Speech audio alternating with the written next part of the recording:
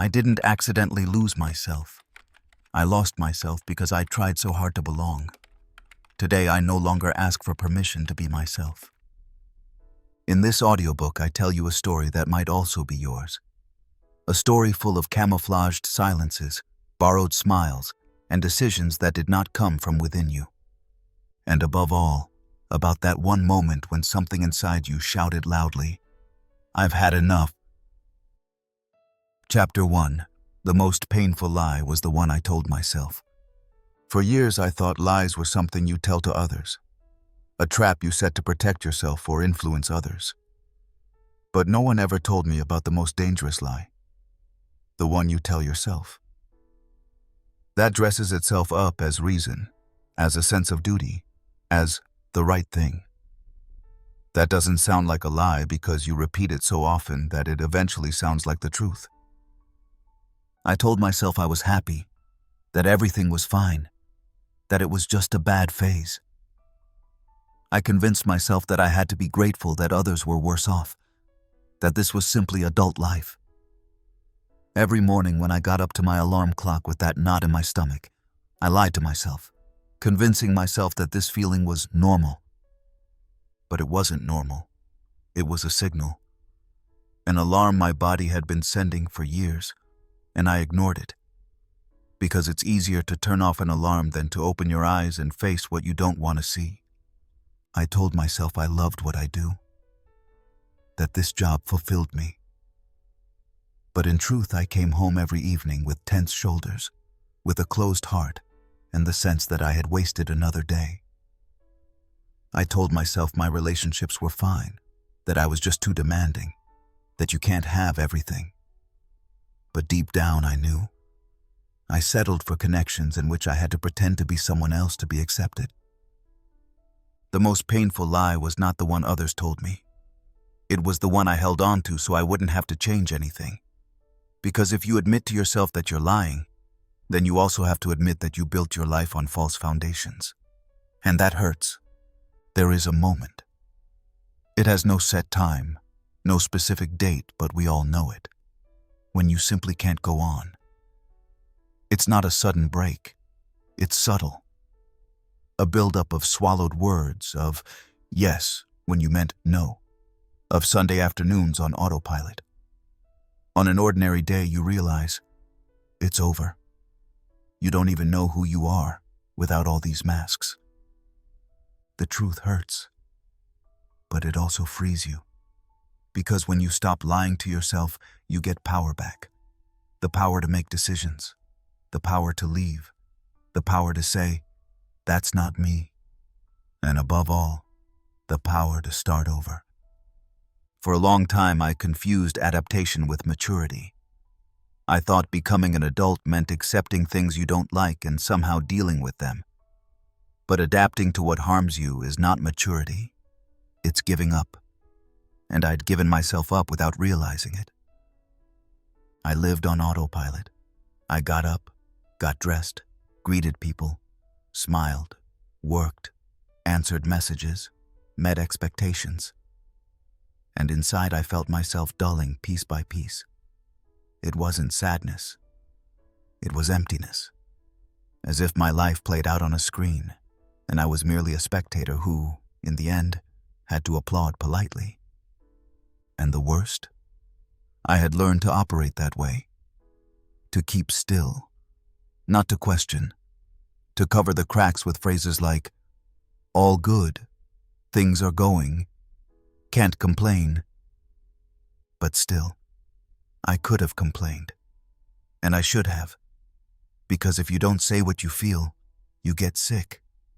The body starts speaking for you. Things hurt that shouldn't hurt. Your energy drops. Your gaze loses its sparkle. Your soul gets heavy. And you feel it. It took a while for me to understand, but I began with the simplest thing, observing my words. How do I speak to myself when I make mistakes? What do I say to myself when I look in the mirror? What do I feel when I do something I don't want, just to please others? There lay the truth. I treated myself badly. I demanded perfection. I was ashamed to rest. I ridiculed myself for my feelings. I lied to myself that I had to be strong, that I had to be productive, that my emotions shouldn't be a burden on anyone. And yes, pretending doesn't just mean showing something on the outside, but also ignoring things on the inside.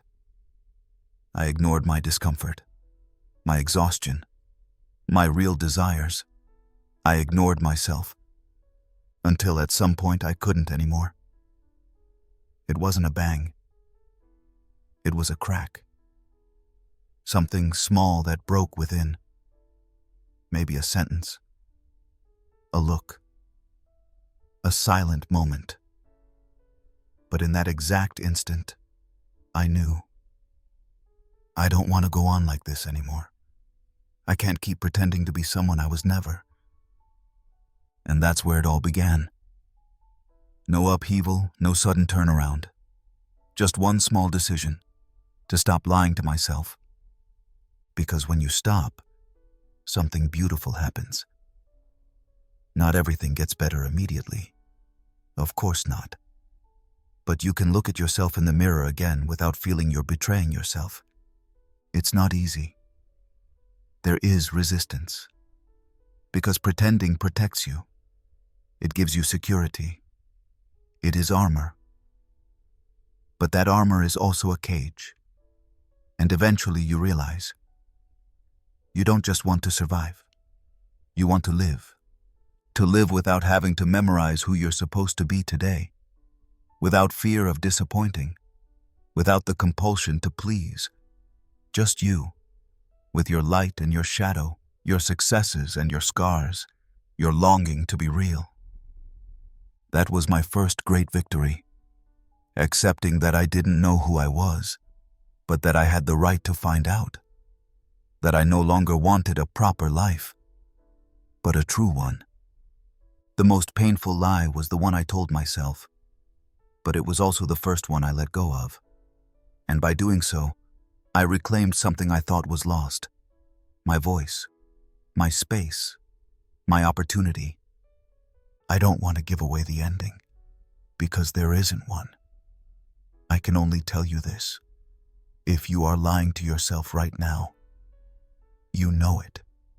You don't need proof. You feel it in your body, in your soul, in that quiet restlessness you can't name. And you also know what you have to do, because the truth doesn't destroy you. It rebuilds you. Even if it hurts, even if it's uncomfortable, even if you have to start from zero. But believe me, starting from zero with yourself is 1,000 times better than continuing to betray yourself with everyone else. Chapter 2. The Invisible Costs of Pretending. There are bills in life you don't pay with money, but with energy, with dignity, with sleep, with your own truth. And pretending, the daily performance we all learn at some point, this quiet, tired play, costs us more than we think. Pretending is not a one-time act. It's a constant state. You wake up with it and go to sleep with it. You don't just put on a costume. You never take it off. It becomes your second skin. So much so that you eventually forget how the real one feels. And yet, every single day you pretend, it takes something from you. You pay in small installments. A little bit of joy here, a bit of honesty there. Until one day you don't know where your real laughter went, or when you last did something you truly wanted, not because you should, but because it called you. I remember evenings when I came home and wondered why I was so exhausted. After all, I had only worked, only talked to people, only functioned. But what I didn't want to see was, I had played a role all day. I weighed every word, calculated every smile, muted every emotion. I controlled myself, suppressed myself, adjusted myself, so that I would fit in, so that I wouldn't stand out, so that I wouldn't be too much for anyone. And that is the first thing pretending does to you. It uproots you. You are everywhere, except with yourself. People ask you, "How are you?" And you reflexively answer, "Fine. And you?" Not because it's true, but because it's expected. Because it's easier than being honest. Because you've long forgotten what real sharing feels like. But your body doesn't forget.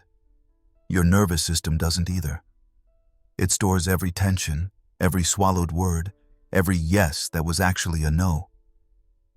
And eventually, without warning, you get the bill. In the form of insomnia, irritability, fatigue that doesn't go away even after 10 hours, or in the form of inner emptiness. You laugh, but feel nothing. You speak, but it's as if it's not coming from you. The second big bill of pretending is the loss of your intuition. You stop believing yourself.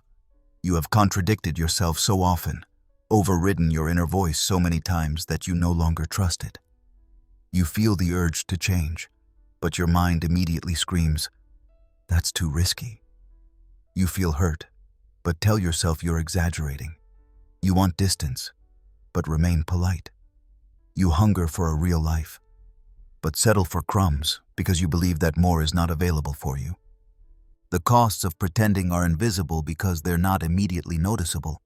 They don't show up on the first day, but they accumulate, like fine dust that settles on everything until eventually you can hardly see any light. And the tragic thing is, you get nothing real in return. You give so much of yourself and get only superficiality in return. You get relationships in which one adapts instead of showing up. You get praise for achievements that leave you empty inside. You get security that feels like a cage. You get recognition, but not for who you are, but for who you pretend to be. I remember sitting in a conversation surrounded by people who liked me, and yet I felt alone, because no one there really knew me. They knew my mask, my adapted self, my well-rehearsed smile, and I thought, if I got up right now and said how I really feel, who would stay? Pretending puts you in a paradoxical situation. The more you adapt, the less connected you feel. The more you give, the emptier you become. And the more you seek to please, the less you are truly seen. It took me a long time to recognize this, to understand that I wasn't tired of life, but of the performance, that I wasn't incapable of relationships, but relationship exhausted because I was never fully present, that my self-worth wasn't too weak, but that it was constantly undermined by myself because I forsook myself every day. But the truth is, you don't have to be perfect. You don't have to know everything. You don't always have to function. You are allowed to be confused, angry, vulnerable, unfinished. And you are allowed to be here anyway. You are allowed to show yourself, even if not everyone applauds. The permission to be yourself doesn't come from the outside. You give it to yourself, and you begin to reclaim it in small steps. When you say for the first time, "I don't know." When you honestly tell someone, "That hurts me." When you decide not to go somewhere anymore where you have to pretend every time. There's no shortcut, no magical solution, but there is a way back to yourself.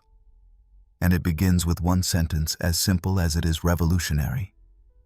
I don't want to lie anymore, not to others, and not to myself. From then on, everything changes.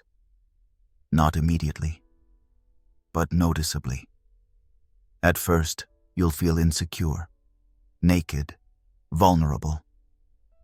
But you will breathe again for the first time. Feel again. Hear again what your innermost being is telling you.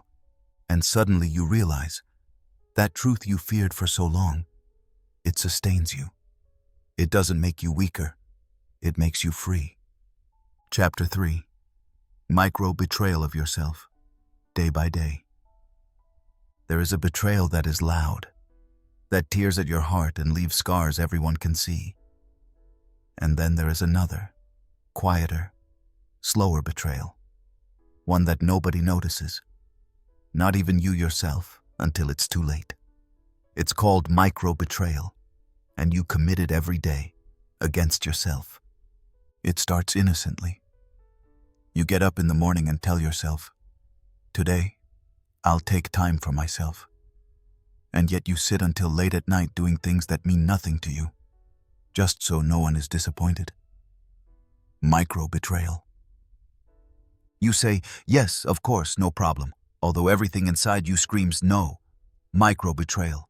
You hear someone crossing your boundaries with a remark, a joke, a sideswipe, and you just smile politely. Micro-betrayal. You are tired, drained, overwhelmed, but you force yourself to keep going so you can function. Micro-betrayal. These small moments add up. And eventually you feel the weight, not because of one big event, but because of 1,000 small decisions in which you passed yourself over. You were taught to be nice, polite, cooperative, adaptable, and that's how you became a master at denying yourself, very subtly. You learned to hide before someone could reject you. You apologized before you even disturbed anyone. You made yourself smaller so that others would feel more comfortable. And every time you betray yourself, your soul loses a bit of trust in you. Because how can you trust yourself if you keep letting yourself down?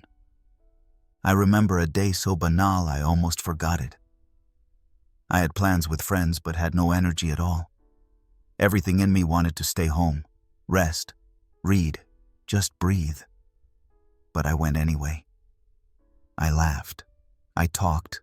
I was present, but not really there, and no one noticed, only I did. When I fell into bed later, I felt empty. Not because the evening was bad, but because I had abandoned myself. Again. That's the trickiness of micro-betrayal. It's socially accepted, even expected. If you say, "I need time for myself right now," you're often dismissed. If you set boundaries, your needs are labeled as too much. And so you get used to passing yourself over to keep the peace. But it's a false peace, one that eats away at you from the inside. Micro-betrayal also shows up in how you handle your feelings. You feel anger, but you smile. You're sad, but you say, "I'm fine." You're afraid, but act as if you're strong. You deceive yourself hoping that way you'll be loved. But how can you ever be loved if no one really knows you? And the tragic thing about this, you're not rewarded. No one thanks you for your inner betrayal. On the contrary, the more you adapt, the more is expected of you.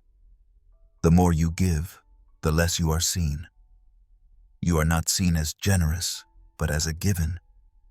And every time you pass over yourself, you strengthen exactly the system that exhausts you. Maybe you think, "But that's normal. That's how life is." No, it's not normal to constantly deny yourself. It's not healthy to suppress your truth just to be liked. You are not on this earth to make yourself small so that others aren't disturbed. There is another way to live, one in which you take yourself seriously, in which you stop apologizing for your being, in which you feel what you need, and give it to yourself without asking permission. But this path begins with honesty, honesty that is not loud but consistent, that says, "I like you, but I won't come today." That says, "That hurts me." That says, "I need rest," or "I have changed, and that's okay." You don't have to overturn everything immediately. Start small. Pay attention to the micro moments. Every time you ask yourself, "Do I really want this?" and answer honestly, healing begins. Every time you say maybe instead of yes, or a quiet, courageous no. Every time you allow yourself not to be perfect but to be real. Because when you stop betraying yourself, something wonderful happens. You begin to respect yourself. You gain clarity. Your energy returns. Your eyes regain their sparkle, because you no longer work against yourself, but with yourself. And gradually, your environment changes too. People who only liked you because you adapted may leave, but those who stay, or new people who come into your life, will see you. You. Not your mask, not your functioning self, but your real being. And that is the beginning of a new kind of connection, of life. Micro-betrayal is insidious because it's silent. But precisely for that reason, you can interrupt it. Not with noise, but with awareness. With small, brave decisions that say, I matter.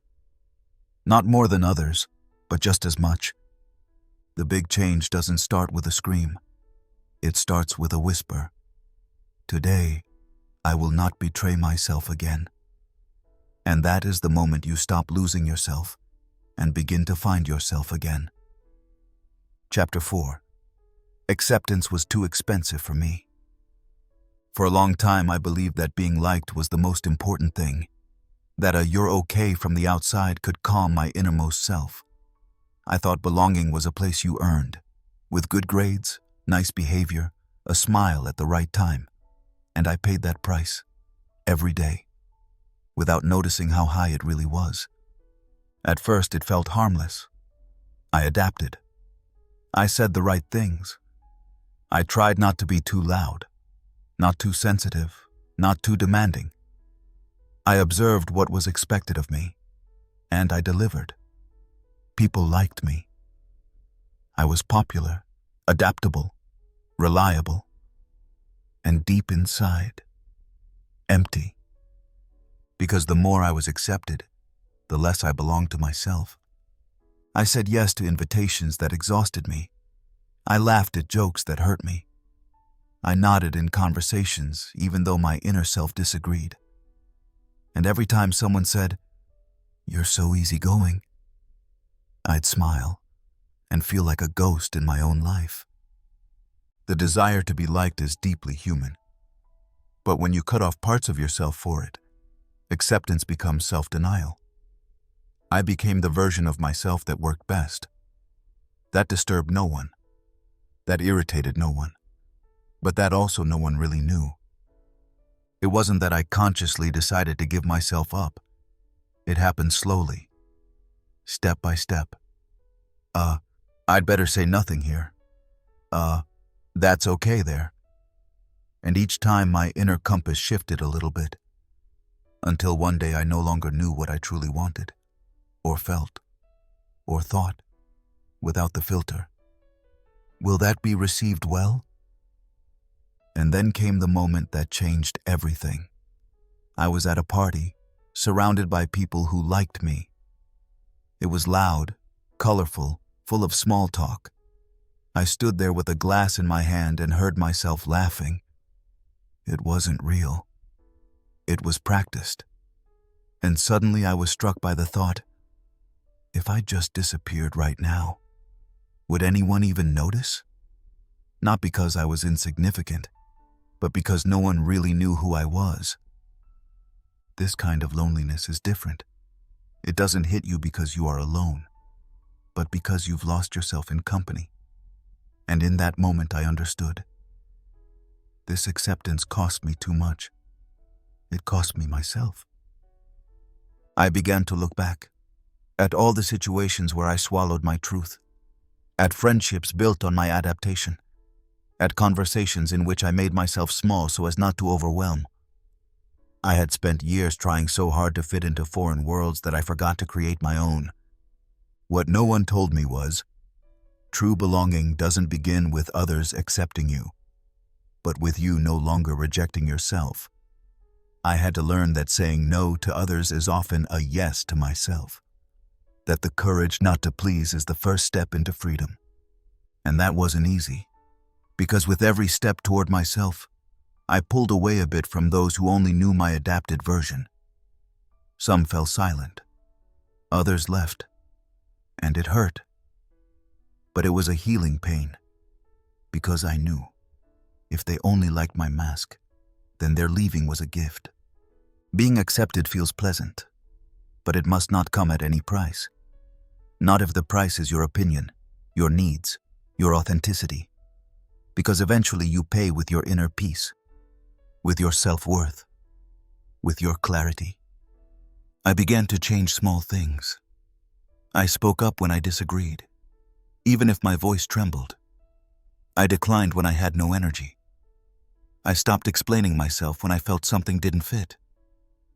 And with each of these steps, I felt a little bit more alive. I learned that belonging does not mean fitting in everywhere. It means staying where you are allowed to be fully you, where you don't have to analyze how you come across, where you can laugh out loud or be silent, where you're not perfect, but real.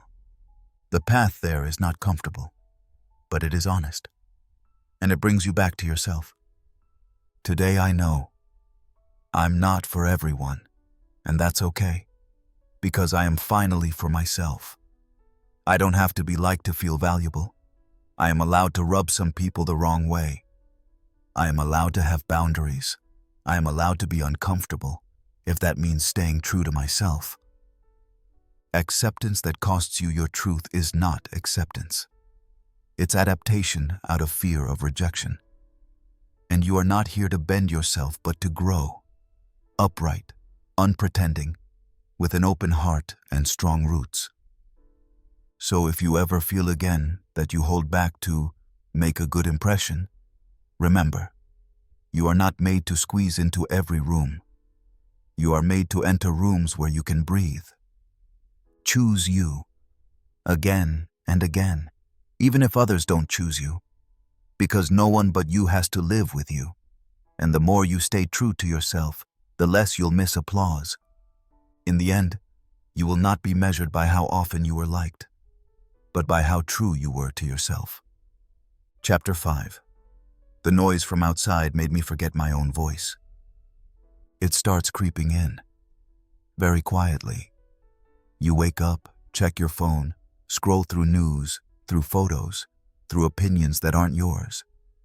You hear voices telling you what success means, what love is, how you should live. And little by little, without noticing, it silences your own. The noise out there is everywhere. In advertising, in social media, in conversations at work, in your family's expectations. It's a constant whisper that becomes a cacophony. Do more. Be faster. Be prettier. Be stronger. Don't be so sensitive. Don't be so loud. Don't be so different. And while you strive to meet this noise's demands, it becomes quiet inside you. Quiet in a dangerous way.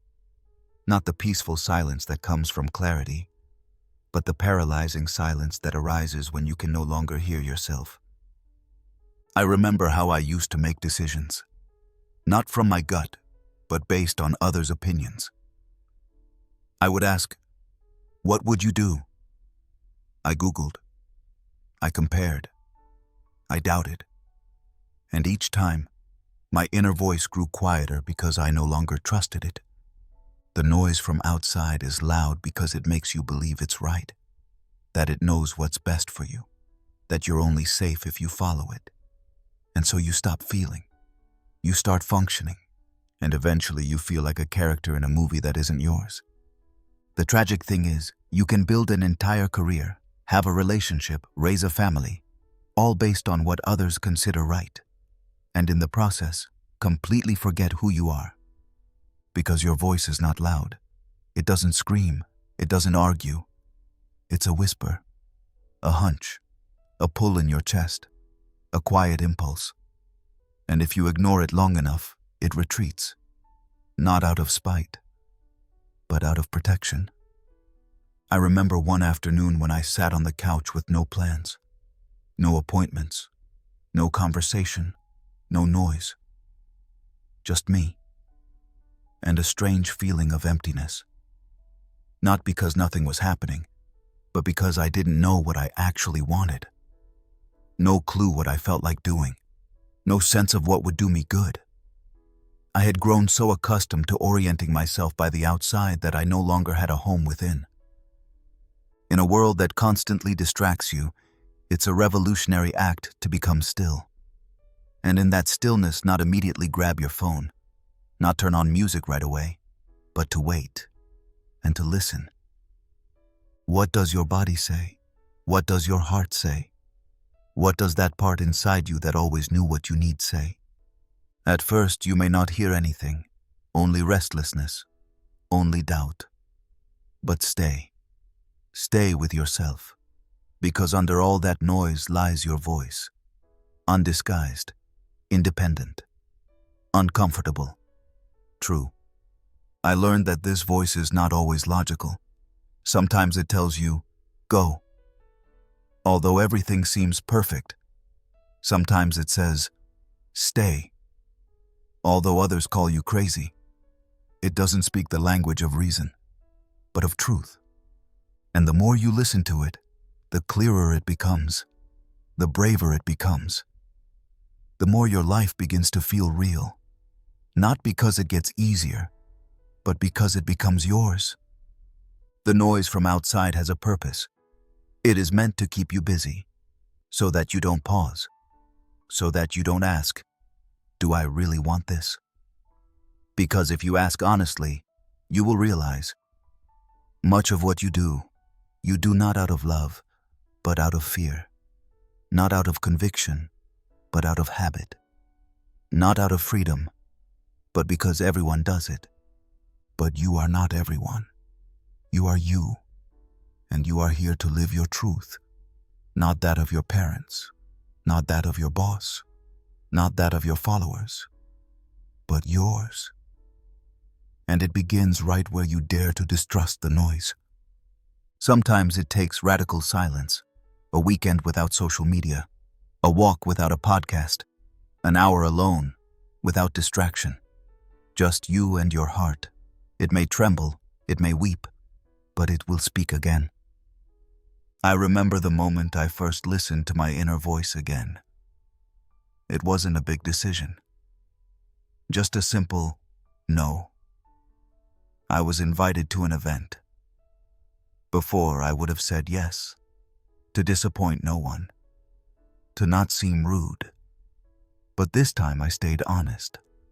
I declined, without excuse, without guilt, simply because my innermost being said, stay with yourself. It was liberating, not because I would have missed something, but because for the first time I felt I can trust myself again. The more you do that, the less you will depend on others' opinions. You will listen, yes. You will reflect, but you will no longer go crazy over all the possibilities, because you know the most important voice is yours. And there will be people who don't understand that, who call you selfish, or sensitive, or too much. But that's okay, because you are not here to please everyone. You are here to honor yourself.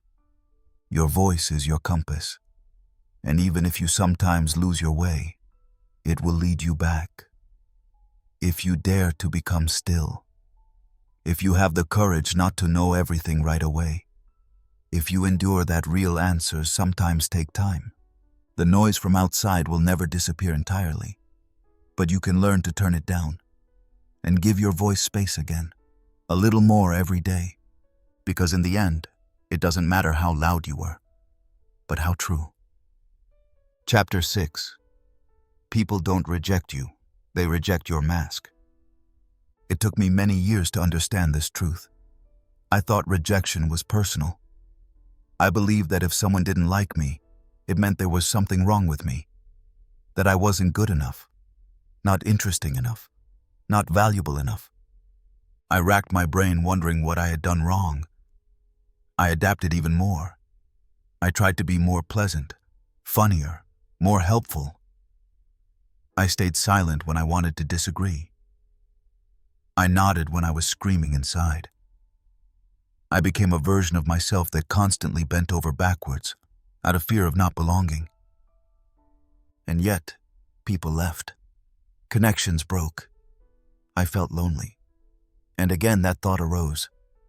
Maybe I simply am not lovable. But then I began to look more closely, and I saw people didn't leave me. They left a mask, a role, a construct I had shown them, in hopes of being liked. Because when you pretend, When you present a version of yourself that meets others' expectations, you create an illusion, and that illusion attracts certain people. People who like exactly that version, but not you. And at some point, you can't keep the illusion up anymore. You can't keep pretending. You become tired. You become real. You become human. And precisely at the moment you truly show yourself, some begin to turn away. And that feels like rejection, but it's something else. They're not rejecting your true self. They're rejecting that you are leaving behind the role that once served them, that you stop pleasing, that you suddenly set boundaries, that you no longer dim your own light so they feel comfortable. And that is the moment of truth. Do you want to be liked for what you pretend to be?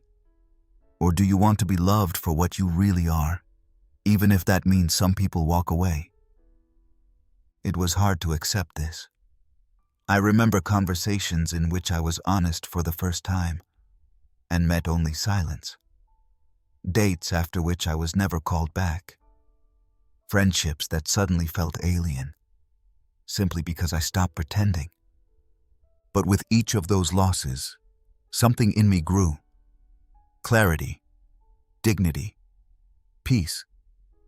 Because I no longer had to bend myself. I no longer had to constantly ask, what should I say so that I make a good impression? I could just be. And then something wonderful happened. New people came into my life. People with whom I didn't have to perform, with whom I could be silent without it being awkward, with whom I could laugh as I really laugh, loudly, uncontrollably, perhaps inappropriately, but genuinely. Those people would never have embraced my mask. They might even have rejected it, but they recognized me, my true self. And that was the difference. For the first time, I was appreciated not for my adaptation, but for my truth. We live in a world that loves perfection, smooth surfaces, polished profiles. We show highlights and retouched images because we believe that's our ticket to belonging. But true connection is not born of perfection. It is born of authenticity.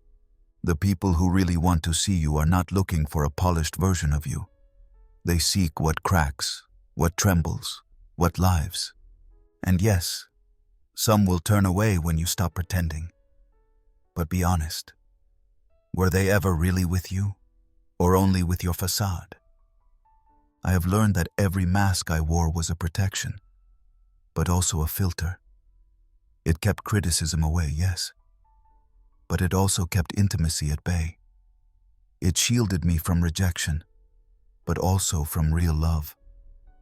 Because love needs you, not your performance. If someone leaves you because you change, they never truly saw you, only the function you once served for them. And it is not your job to slide into roles so that others feel comfortable. You are not here to fulfill expectations you never signed up for. You are here to be you. Radical, uncomfortable, true. And precisely for that reason, it is not a loss when someone goes who only loved your mask. It is a clarification, a gift, a liberation. Because with every person who leaves, space opens for someone who will stay, not despite your truth, but because of it. Today I measure relationships not by their length, but by their depth. Not by how often we see each other, but by how often I can show myself. Without fear, without censorship. I measure connection by whether I can breathe, whether I feel lighter after a conversation, or emptier. Whether I am allowed to grow, or whether I must stay small to please them. And I know I will continue to lose people the more I remain true to myself. But I will also gain people who have been waiting for me, beyond the mask. You may never convince everyone, but you don't have to. You are not for everyone. You are for you, and for those who resonate with your truth, who don't count your mistakes, but celebrate your depth. So let go. Let those who loved your mask go, and make room for those who want to see you completely, unvarnished, you. Because in the end you'll realize the greatest rejection was not theirs. It was the self-rejection you imposed on yourself by thinking you had to be someone else to be loved. Now it's time to return to you, without a mask, without fear, at your own pace, in your own truth. And maybe you will notice you were never too much, never too loud, never too sensitive. You were simply you. And that was exactly what was missing. Chapter 7. The fear of losing everything was just a ghost. When you maintain a life that isn't yours for years, something strange happens. You begin to protect it. Not because you love it, but because you've grown accustomed to it. It's like a house with crooked walls, wobbly windows, and a roof that leaks whenever it rains. And yet you refuse to leave. Because it's yours. And the new, the outside, the unknown, that scares you. I still remember that inner knot well when I began to be honest with myself. Suddenly that voice appeared. What if you lose everything? By everything, it meant security, relationships, reputation, money, the feeling of belonging. That fear was paralyzing. It kept me from making decisions that had long been overdue. It whispered in my ear, "Stay as you are. Don't question anything. Otherwise, you risk being left alone." And I believed it, for a long time, because it felt so real. But today I know that fear was a ghost, a projection, a story I told myself so I didn't have to move. It was not truth. It was conditioning. Because I had learned. Adaptation protects. Rebellion isolates. Those who change too much lose. Those who are honest risk being abandoned. And so fear became my shadow. I carried it everywhere. And it sat at the table whenever I made decisions. Always with the same line. And what if you lose everything? But here is what nobody tells you. Not every security is real. Not every relationship you salvage is worth saving. Not every compliment you receive reflects your true value. Sometimes you defend things that have long since left you. You just haven't noticed it yet. I began to ask myself, what exactly do I have to lose? A job that drains me? A friendship in which I cannot be honest? An image of myself that pleases others, but no longer corresponds to who I am? The answer was shockingly simple, and at the same time freeing. I had nothing of real value to lose, only facades. And when I recognized that, everything changed. I began to take small steps. I voiced my opinion, even when it went unheeded. I set boundaries, even if someone was disappointed. I followed my feelings, even when they swam against the tide. And yes, what I feared did happen. Some people withdrew, some doors closed, some securities crumbled. But you know what? I didn't die. I didn't sink. On the contrary, I began to breathe. Truly for the first time. Because with every loss came clarity. With every change came strength. With every step toward myself, I felt more genuine. The great mistake is thinking that the price of staying true to yourself is too high. But in truth, the price of pretending is immeasurable. You lose yourself bit by bit, and eventually you look in the mirror and don't recognize yourself anymore. Of course, change is frightening. Of course, there is uncertainty. But uncertainty is not a sign of danger. It is a sign of being alive. It shows that you are no longer running on autopilot, but consciously navigating. I have learned to live with this fear, not to fight it, but to listen to it, without giving it the wheel. Today, I ask it, what exactly are you afraid of? And often it has no answer. Only old stories, old pains. Memories from a time when I was small and dependent. But I am no longer small. I am no longer helpless. And neither are you. If today you feel that something in your life no longer fits, a job, a relationship, a lifestyle, then ask yourself, are you holding on to it because it fulfills you? Or because you're afraid to let it go? Because you cannot lose what truly belongs to you. You can only lose what you never really had. And sometimes that is precisely the liberation you need. I lost people, and by doing so created space for genuine connections. I lost apparent security and gained inner peace. I let go of old images of myself, and in doing so saw who I really am. Today I know the true loss would have been continuing to betray myself, to stay where I don't grow, to remain silent where I wanted to shout, to function where I wanted to feel. You will be afraid when you begin to be yourself. That is normal. But this fear is not your enemy. It is only a sign that you are moving, that you are alive, that you stand at the threshold of yourself. And if you move forward, despite the fear, you will notice what you once called everything was not everything at all. It was an illusion. The real awaits you only when you stop hiding. So go, with trembling knees, with a pounding heart, but go. Because what truly awaits you when you stop lying is not loss. It is return to yourself, to your dignity, to your light. The fear of losing is only a shadow, and you are light. Chapter 8. The awakening wasn't beautiful, but it was real. No one tells you what true awakening looks like. In books, it sounds poetic. In films, it is dramatic, heroic, drenched in light. But in reality, it is chaotic, raw, messy. It is an inner earthquake that shifts everything you once built upon. It is the moment when you begin to see the truth, and you realize it not only frees you, but also hurts. My awakening did not arrive with drums and fanfare.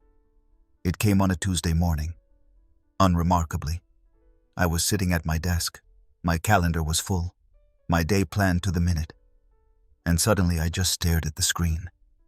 There was no energy, no meaning, no why, just emptiness. Not depression, not drama, simply empty. I stood up, went to the bathroom, looked in the mirror, and couldn't look at myself. There was someone I no longer recognized. Someone who had given so much for years just to avoid causing trouble, to fit in, to be good. And in that very moment, something inside me broke. No tears, no anger, just a quiet shattering. This cannot continue. That was the beginning. Awakening often starts with the realization that you have ignored yourself for too long, that you have shoved your needs aside, suppressed your longings, numbed your truth. Not because you were foolish, but because you thought you had to. And then comes that first thought. Perhaps I was mistaken. Followed by, what if my entire life wasn't what I truly wanted? And finally, what do I do now? The answers do not come immediately. What comes first is the storm. Old wounds surface. Questions you buried for years surge to the top. You become angry. At yourself, at others, at the world. You feel betrayed by a system that taught you that achievement is more important than joy, that adaptation is safer than freedom. You go through phases: doubt, resistance, confusion. You want to return to the comfort zone, but it now feels wrong. You want to move forward, but you don't know where. You stand in no man's land, between what was and what is not yet tangible. And that is the price of truth. It takes away your illusions before it gives you clarity. I remember nights when I could not sleep. Not because I was afraid, but because I felt honestly for the first time. pain I had ignored for years, dreams I had buried, anger at myself for remaining silent for so long, yet also a tender, faint voice. You are here, and you will not look away again. Awakening doesn't destroy, it reveals. It shows you what you have covered, which compromises hollowed you from within, which relationships kept you small, which routines dulled you. And at the same time, it is profoundly human to resist this process. We want change to be clean, planned, linear. But awakening is chaotic. It breaks schedules. It questions everything. It does not bring you solutions, but questions you long avoided. I often thought, maybe this is just a phase. Maybe I should be more grateful. Maybe I am exaggerating. Maybe I am too sensitive. But the more I tried to go back, the clearer it became. I no longer fit there. I could not make myself smaller anymore. I could not keep pretending. That was the moment I understood. This is not a relapse. It is departure. I am not falling apart. I am shedding my skin. And shedding hurts. It is a farewell to old patterns, to familiar securities, sometimes even to people who only knew you as you were, not as you are becoming. But behind all that pain lies something precious. Honesty. And with it, freedom. You begin to believe yourself again. You stop explaining yourself. You start feeling, not in grand decisions, but in small moments. You move more slowly. You listen to your body. You say no without justifying yourself. You allow yourself to be sad without hiding it. You discover yourself anew, layer by layer. And suddenly you begin to like yourself, not because of your achievements, not because you function, but simply because you are.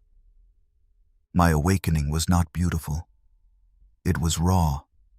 It was uncomfortable. But it was the most real thing I have ever experienced. And today I know I would not undo a single one of those painful steps, because they led me home, to myself. If you are currently in the midst of this process, feeling lost, confused, unclear, then I want to tell you, you are not wrong. You are on your way. And just because it is darker than expected does not mean you are lost.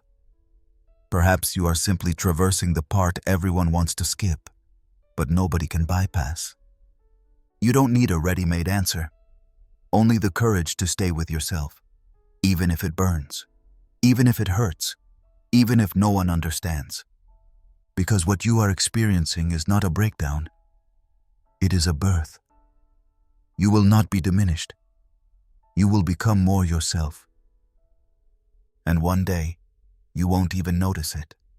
You will be sitting in a cafe, standing barefoot in the garden, or simply lying quietly on your couch, and you will feel, it is quiet inside me, not empty, but vast. And you will know, now I am here, not perfect, not complete, but real. And that is enough. Chapter 9. The Loneliness After Shedding the Mask. No one prepares you for this kind of loneliness, the kind that doesn't come from having no one around, but from finally showing yourself, authentically, unfiltered, without makeup, without a script. And suddenly there is silence, a silence that shakes you more than any noise you've ever known. For a long time I thought that honesty automatically brings connection, that if I finally show myself as I am, the people around me would breathe a sigh of relief and say, "At last, we too." But that didn't happen, not right away. Instead, the courage withered into disillusionment. The people who liked my old self withdrew, not in anger, not loudly. They simply vanished. And there I was, maskless for the first time, and alone. This is the phase no one talks about when it comes to self-discovery. The emptiness after departure. The gap between your old life and the new one that is not yet here. It feels like a free fall. You have nothing to hold on to. No net. No guarantee. Only yourself.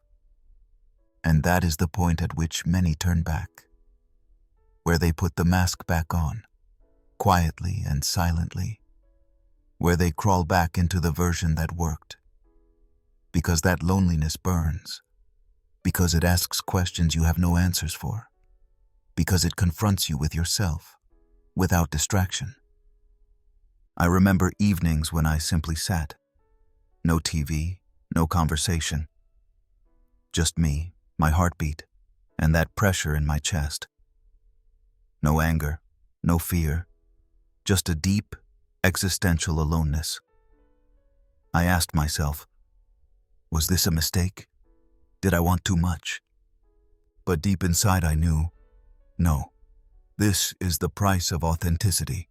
And it is high, but it is worth it. Because in this loneliness lies a treasure. It cleanses. It tests. It shows you who you really are when no one is watching. Who you are when you don't have to please anyone. When no one applauds. When no applause awaits you. You learn to endure your own company, your uncertainty, your boredom, your contradictions. You hear your thoughts so loudly that you can't ignore them anymore. And that is precisely where the magic lies, in the encounter with yourself. I learned to ask myself, what do I need when no one demands it of me? What brings me joy when I don't have to share it? What moves me when there is no audience? And the answers came slowly, in small gestures, in quiet moments. A walk in the rain, a song that suddenly made me cry without warning, a book I read just for myself. And with each of those moments, something in me grew. Trust in myself, in life, in the fact that I am enough, even if no one is there to confirm it. This time of loneliness is not a sign of failure. It is a transition, a pause, a looking around in a world where you are navigating without a mask for the first time. Of course you are cautious, of course you are vulnerable, you are naked, inside, but you are also genuine. What no one says, authenticity filters. It doesn't immediately attract people. It first repels those who grew accustomed to your mask. It sorts them out. And that feels like loss. But in reality, it is liberation. Because what good is a crowded room if you feel lonely? What good are conversations if you have to pretend? What good is closeness if you have to abandon yourself for it? I learned to enjoy my own company. Not always, not immediately, but over time. I learned to cook for myself without photographing the meal. I learned to dance even though no one was watching. I learned to put my thoughts on paper without judging them. And suddenly I was no longer alone. I was with myself. And then, very slowly, new encounters appeared. People who didn't know me from before. People who didn't expect me to entertain, console, or be perfect. People who themselves were on the journey, and with whom I didn't have to explain why I no longer played a role. I recognized these people by the way they looked at me, by the silence that was possible between us, by the depth that arose without words. They were not quick friendships, not loud ones, but genuine. And I realized the loneliness after shedding the mask was not an end. It was a beginning. The beginning of a relationship with myself, and thus the prerequisite for any relationship that was to be authentic. Because you cannot truly meet anyone as long as you cannot stand yourself. You cannot be seen if you are constantly hiding. You cannot love if you reject yourself. So yes, the loneliness arrived, and it hurt. But it was also healing. Because it showed me that I do not die when I am alone. but that I can grow deeper, truer, and that one day I will look back and say, this time was hard, but it laid the foundation for everything that came after. So if you are currently passing through this silence, stay. Don't turn back. Don't put the mask on again. Endure it. Breathe through it.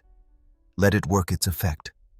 Because what you find there, in this unfamiliar emptiness, is not proof that you have failed, but that you are alive, that you had the courage to choose yourself, even if it meant being alone at first. And you will see, this silence is not empty.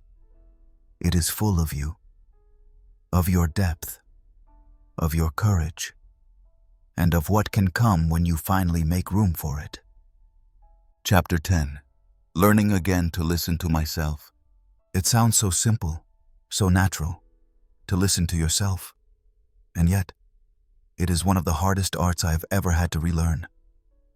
Because between what I thought, what I should, and what I really felt, lay worlds. And I had walked through that world for so long as if it were flat, logical, calculable. In truth, I was an ocean, and I had never learned to read my own waves. When you ignore yourself for so long, you lose not only the sound of your own voice, you lose trust in your inner compass. You become a stranger in your own body. You react instead of feeling. You function instead of living. I had unlearned how to listen to my impulses. When something inside me said, "This isn't good for you," my head answered, "Stop being so dramatic." When my gut tightened during a conversation, I told myself, "Be polite, you're only imagining it." And when my heart pounded for something I couldn't explain, I would turn away and do what was logical. The result? I lived a life that felt wise, but not right. I made decisions that made sense, but brought no joy. I stayed in spaces that were comfortable, but empty. And I convinced myself that this was just how life is. Until one day I understood. I no longer hear myself. I no longer feel myself. I am no longer connected. Not to myself, not to the moment, not to life. And so I began to practice something seemingly banal. Listening. Not to others, not to the news, not to the constant flood of opinions and possibilities, but to myself. It was as if I were learning a foreign language. The language of my body, my intuition, my inner voice. And as with any language, I had to first learn to be still, to slow down, to create space so that something inside me could even begin to sound. At first, it was uncomfortable, because what surfaced was not only wisdom, but also pain, suppressed anger, old disappointments, unfulfilled longings. I wanted to listen, but not to what was there. And yet I knew. If I truly want to be myself, I must listen to myself completely, even to the parts I once drowned out. I began to take my body's signals seriously, not as disturbances, but as language. Fatigue was not weakness. It was a call for rest. Tension was not a sign to push through, but an invitation to practice mindfulness. Tightness in my chest was not a flaw, but a sign of a conflict I was avoiding. I started to ask, what is my body telling me right now? And then, what do I really need? Not what I must accomplish, not what others expect, but what do I need to rest within me?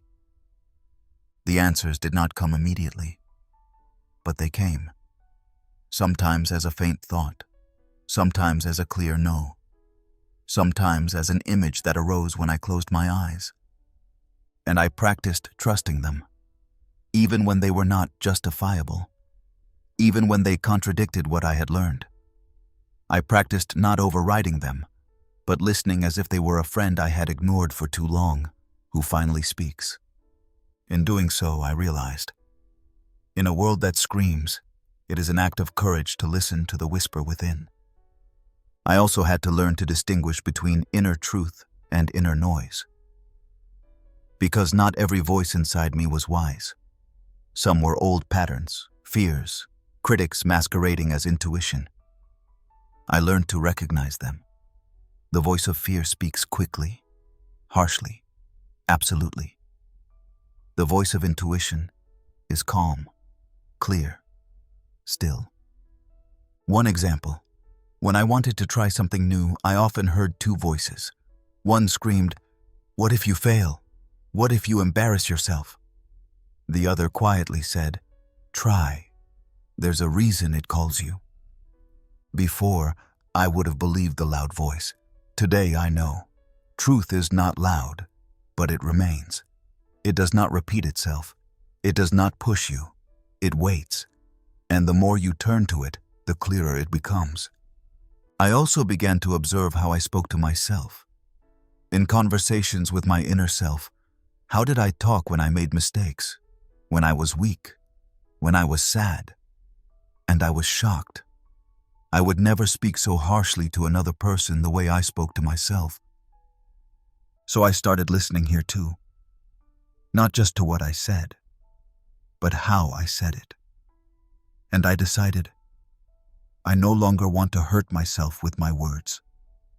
I want to listen to myself as I would listen to someone I love. That was a turning point, because when you listen to yourself with love, you heal. Not immediately, not everything, but deeply. I wrote, not for others, only for myself. I sat silently in the morning before the world got loud and asked myself, how am I really? I took walks without music, without a podcast, just with myself. I learned to sense my own pace, my own rhythm, my boundaries, my longings. And the more I listened to myself, the less I had to explain myself. I knew what I wanted and what I didn't. I knew when a yes was genuine and when it was just polite, but empty. I learned to make decisions not just with my head, but with my whole body. I learned not to act immediately in moments of doubt, but first to listen. And I learned that nothing is louder than the silence in which you truly hear yourself. Today, this listening is no longer a technique. It is a way of life. I no longer want to override myself, no longer want to placate myself, no longer want to function against what's inside me. I want to be in harmony with myself. And yes, it is work. It takes patience, honesty, and the courage to feel things you have buried for a long time. But it is also a gift. Because when you truly listen to yourself, you are never alone again. You become your own compass, your own home, your best friend, your truest ally. And you will notice the answers you search for outside are already waiting inside you. You only need to become still enough to hear them. Chapter 11. I was wrong, and yet I didn't abandon myself. It was one of those moments when I felt I had gambled everything away. I made a decision that wasn't good. I said something I couldn't take back. I risked something and lost. And there I stood, looking at the shattered pieces of my choice, thinking only, why did you do that? In the past, at that moment, I would have been harsh with myself. I would have condemned, dissected, shamed myself. I would have shouted internal sentences like, "You should have known better," or "This always happens to you," or "No wonder that." You know those voices. Maybe you carry them inside too. But this time was different. I saw the mistake. I saw the damage. I saw the consequences. And I breathed. Deeply. I let it all flow through me.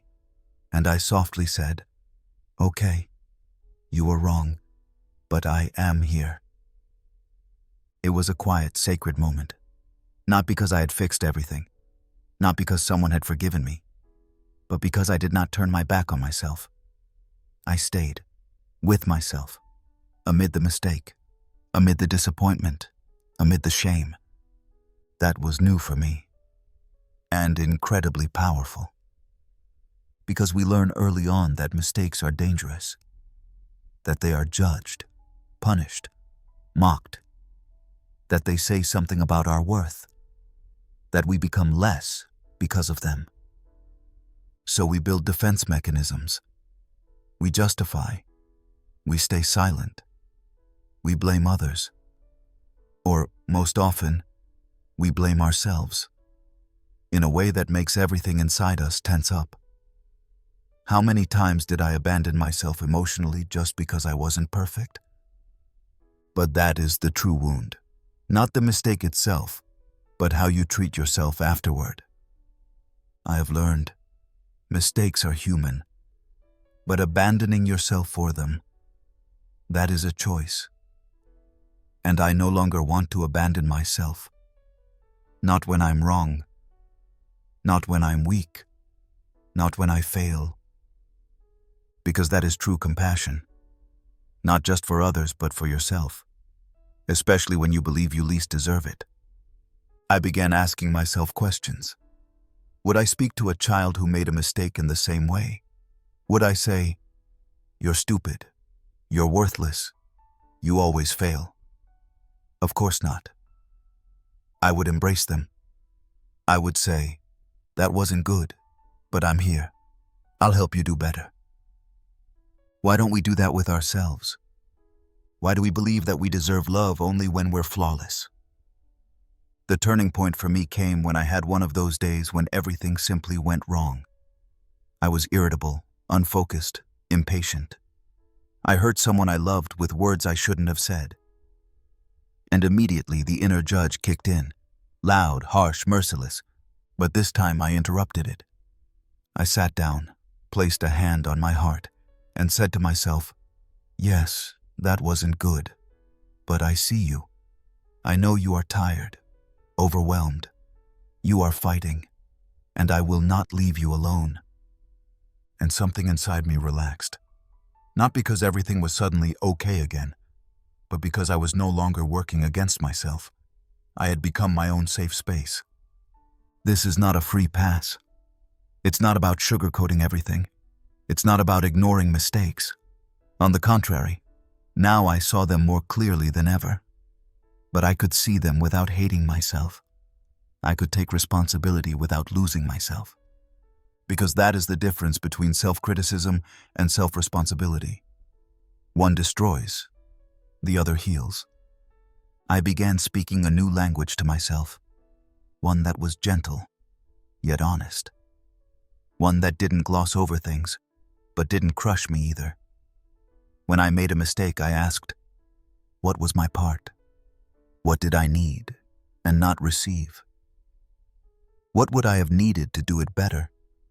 And above all, what can I do now to reconnect with myself, with the other? Because every mistake is also an invitation, a door that opens to greater depth, more maturity, more humanity. I have realized I don't grow when everything goes smoothly.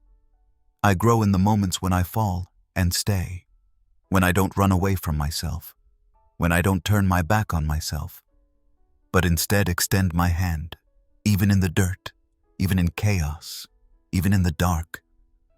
Maybe you have done things you regret. Maybe there are moments you would erase if you could. Maybe there are parts of yourself you want to hide. But I tell you, you may still love yourself. You may still hold yourself. You may still choose yourself again. Not because you're perfect, but because you deserve to be held even in imperfection. I have learned that self-love does not mean constantly finding yourself amazing. It means not abandoning yourself when you feel smallest. Today I know mistakes belong to me. They tell of my courage, of my learning journey, of my humanity. And I will no longer be ashamed that I am imperfect. I will celebrate myself, precisely because I am, because only then am I real. I am not here to be right. I am here to be alive, to learn, to love, and sometimes to fail. But I will never abandon myself again. Never again. Chapter 12. The Beauty of Not Pleasing Everyone. For a long time, my greatest wish was to be liked. I wanted people to find me sympathetic, nice, easy to get along with, someone you enjoy being around, who brings harmony, doesn't cause friction, doesn't stand out, at least not in an uncomfortable way. And I was good at it. I knew when to smile. I knew when to hold back. I could instinctively sense what someone expected of me, and I gave it to them. Not because I wanted to manipulate, but because I thought that was love, connection, belonging. Yet at some point I noticed that while many people liked me, I could hardly feel myself anymore. In conversations, I was often preoccupied with how I came across rather than truly being present. I met people, but I lost myself. Because it costs. This eternal desire to be liked. It costs you your clarity, your boundaries, your authenticity. It starts small. You hold back a thought that would be too honest. You nod, even though you disagree inside. You say sure, even though you mean absolutely not. And each time you do that, you move a little further from yourself in order to move closer to someone else. The tragedy of it is, you believe you are creating connection. But in truth, you build walls between you and your innermost self. I remember a moment that changed everything. I was in a group of people I admired, successful, popular, loud, and I wanted to belong. So I adapted. I spoke the way they spoke. I laughed when everyone laughed. I swallowed my impulse to say something that wouldn't have fit. When I got home, I felt empty. Not because the evening was bad, but because I hadn't been there. I had played a role. And the worst part? I was so immersed in it that I nearly forgot it was only a role. That night, I asked myself a question that changed everything. What happens if I stop trying to be liked? The answer didn't come immediately, but it came, at first as fear. Because what if people then rejected you? What if you received criticism? What if you were considered difficult, too blunt, or weird? But then came freedom. I began to show myself, in small steps. I said, I see that differently. I said, I don't want that. I said, this is who I am. And yes, some people withdrew. Some were irritated. Some didn't like me as much as before. But do you know what happened? I felt lighter, more upright, more genuine. Because suddenly I realized I no longer had to maintain anything. I didn't have to perform. I was simply allowed to be. And I discovered something I had never known before. The beauty of not pleasing everyone. It is the beauty of clarity. You know who stays with you because they see you, not because you conform. It is the beauty of depth.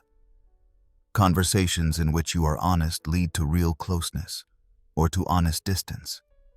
Both are gifts. It is the beauty of freedom. You no longer need consensus. You can be in a room where not everyone understands you, and yet you remain yourself. Because true connection needs no uniformity. It needs truth. I understood. It is not my job to fit into every picture. It is not my task to please everyone.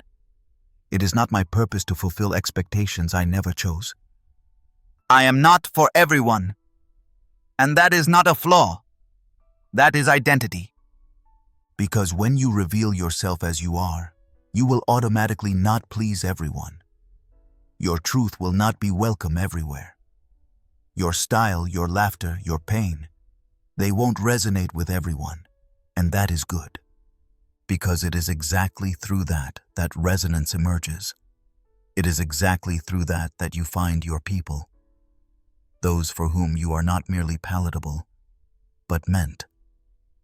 I learned not to see criticism as an attack, but as a filter. When someone says, "That's not for me," that's okay. Then I wasn't for them, and they weren't for me.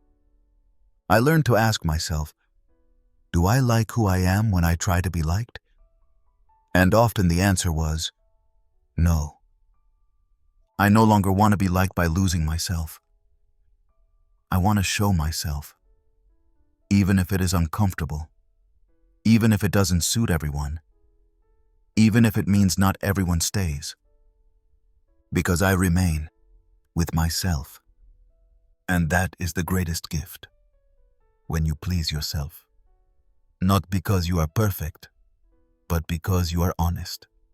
Because you no longer base your worth on how well you land, but on how well you honor yourself.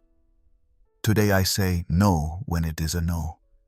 I say yes when my heart means it. I say I don't know when I don't know. And I say this is me without apology. I have learned, the more I show myself, the less I need approval, and the deeper the connection that remains. The beauty of not pleasing everyone lies in the fact that you finally please yourself again. And that is the beginning of everything. Chapter 13. The peace of not having to explain myself anymore. There is a special kind of peace that you don't immediately recognize. One that doesn't announce itself loudly. That doesn't need a grand event, a stage, applause. It is the quiet, deep peace you find when you no longer have to explain yourself. No longer justify. No longer prove. No longer apologize for what you feel, think, or decide. I remember how much energy I once wasted trying to be understood. I wanted people to know my motives, my perspective, my decisions. I didn't want to be misunderstood, to look wrong, to disappoint. So I explained, again and again. I explained my tiredness, my opinion, my silence, my no, my need for withdrawal. Even things that should simply be taken as given felt like something I had to justify well. And it was exhausting, incredibly exhausting. Because each time you explain yourself, a little fear rides along. If I don't explain, I might lose the connection, or worse. Then they might think I'm selfish, ungrateful, strange, difficult. So you talk, you formulate carefully, you soften your words, you plaster on a smile, and eventually you notice you have more words for others than space for yourself. The turning point came slowly. I remember one conversation in which I declined someone's invitation without explanation. Simply a clear, honest, "I can't today." No justification, no because, no but maybe tomorrow. Just the truth. And then, silence. At first came the guilt, as if I had done something wrong, as if I owed someone something. But then I felt something else. Lightness. I had said nothing untrue. I had not overrun myself. I had been honest, and that was enough. It was a small moment. Yet it changed my life. Because I began to understand. Whoever only accepts me when I explain myself, accepts not me, but my explanations. Whoever only respects my boundaries when I justify them, respects not me, but my arguments. And suddenly I realized, I may simply be without a footnote, without an annotation, without a defense. I may say no, without guilt. I may be quiet, without having to explain. I may hold a different opinion, without justifying it. I may leave, without drama. Because I am not on this earth to please everyone, to make everything understandable to everyone, or to calm everyone with my logic. I am here to be in harmony with myself. And that also means I don't have to convince. I don't have to explain why I need a break, why I don't feel like small talk, why I don't want to have contact with certain people anymore, why I am changing, why I set boundaries, why I choose myself. Because whoever wants to stay will stay without explanation, and whoever leaves often does so despite all words. It wasn't easy to learn this. I was afraid of rejection, of being misunderstood, of being seen as arrogant or dismissive. But the more I stayed true to myself, the more my trust grew. I realized the world keeps turning even when I don't explain myself. The connection to the right people remains even when I don't justify everything. And my worth does not depend on whether everyone understands me. I began to consciously remain silent, not out of spite, but out of clarity, out of self-respect. I stopped defending my decisions. I stopped feeling guilty when I withdrew. I stopped apologizing when I was not available. And instead, I began to listen. How much space do I have inside when I constantly explain myself? How much peace do I gain when I simply am? The answer was clear. Because there is peace. A deep, nourishing peace. When you stop fighting to be understood. When you let go of needing everyone to agree with you. When you begin to recognize yourself as the authority of your life. That does not mean you become arrogant, or closed off, or stubborn. It means you rest within yourself. That you don't need a stage to feel yourself. That you don't need approval to remain true to yourself. Today, I know. I no longer explain myself to everyone. I am not rude. I am clear. I am not cold. I am mindful of my energy. I am not dismissive. I am connected to my inner world. And yes, there will be people who don't understand that, who want more, who push you, who unsettle you, who question you. And that's okay. They may be who they are, but you may stay with yourself. Because at the end of that path, on which you learn not to constantly explain yourself, something precious awaits. Dignity, calm, presence, and a deep, gentle form of freedom. The freedom to say, "This is me," and nothing more. No because, no but. No, I hope that's okay. Simply, this is me, period. And when you have arrived there, you don't just have peace with yourself. You become peace. Chapter 14. Decisions I no longer discuss with fear. In the past, fear was my most important advisor. I talked to it about everything, my plans, my relationships, my dreams. And it always had something to say. Loud, insistent, convincing. What if it fails? What if you embarrass yourself? What if you lose everything? What if you disappoint? And I listened to it. I believed it. Because it didn't sound like an enemy.